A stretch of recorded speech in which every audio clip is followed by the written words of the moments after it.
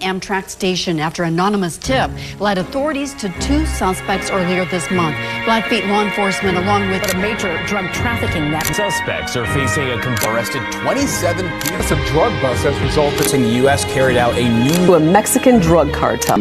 And co-defendants.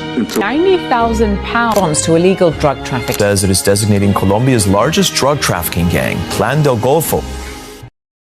Frank Benz, terpidana mati kasus psikotropika yang telah menjalani masa tahanan sejak 2008 dan kini dalam kondisi stabil usai kecelakaan pada 2025. Narapidana kedua adalah Ali Tokman, terpidana seumur hidup kasus narkotika yang telah menjalani hukuman sejak 2014 di Lapas Surabaya. Hello everyone, my name is Adela Putri Viola, a student of Law Study Program at Jenderal Sudirman University. My student ID is E1A025118 and I am from class B. This video is submitted as my final project for the course English for Law under the supervision of Ms. Nisa. Today, I will present my legal analysis and opinion on a recent high-profile drug trafficking case involving two Dutch nationals convicted in Indonesia. This case has drawn international attention due to the scale of the offenses and the unusual step of the arbitration.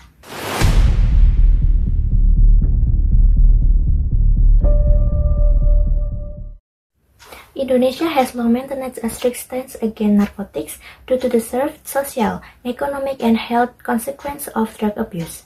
Drug trafficking is considered a serious threat to public safety, and the law imposes harsh penalties on those caught importing, distributing, or producing illegal substances. In early December 2025, Indonesia and Netherlands signed a arbitration agreement to return two Dutch nationals who were serving sentences in Indonesia for drug trafficking offenses. These defendants are Sigvard Metz, 74 years old, convicted in Jakarta 2008 for smuggling and distributing 600,000 ecstasy pills into Indonesia. His case was one of the largest ecstasy smuggling operations recorded in the country.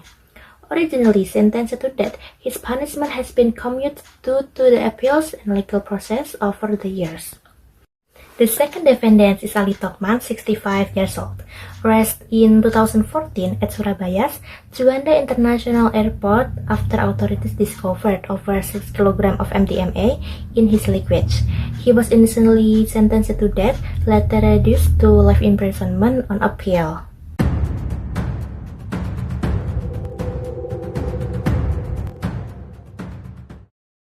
The key legal framework relevant to this case include: the first one is Law Number 35 of 2009 on narcotics.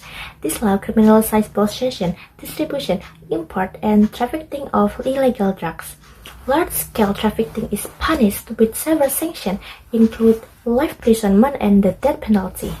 The second is Indonesia Criminal Code or KUHP. While narcotics law provides specific penalties, KUHP provision ensure procedural fairness in conviction and appeals. Last one is International Transfer of Sentenced Person Agreement. The arbitration reflects Indonesia's cooperation with the Netherlands under bilateral agreement, allowing prisoners to continue sentences in their home country while respecting its national legal system. It's important to note that legal arbitration doesn't nullify the original conviction. The defendants remain legally accountable and the sentences are enforced under that supervision.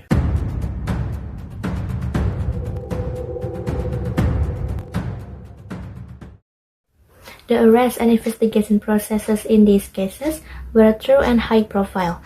For Metz, the authorities uncovered evidence of a complex network of international smuggling routes, including falsified shipping documents and coordinate accomplices across Asia and Europe.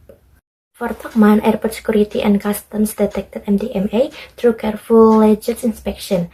Investigators then traced his contacts and distribution network, confirming the criminal scale of his operation. This case is significant not only legal but also socially. The first one is humanitarian consideration. Both defendants are elderly.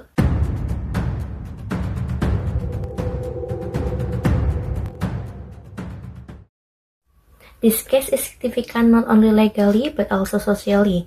Humanitarian consideration, both defendants are elderly and face health challenges.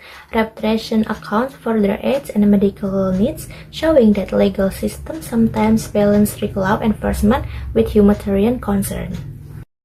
The second one is public perception. The repatriation sparked debate in Indonesia. Many citizens view drug traffickers harshly due to the devastating social impact of narcotics, while others see the dedication of a reasonable humanitarian gesture.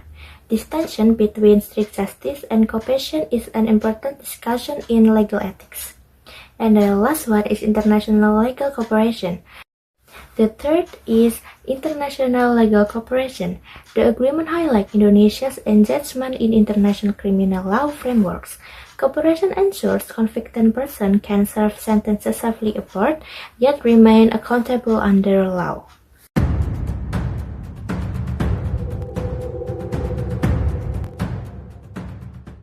In conclusion, the conviction of Sigwet Mets and Ali Tokman demonstrates Indonesia stringent narcotic law and judicial enforcement.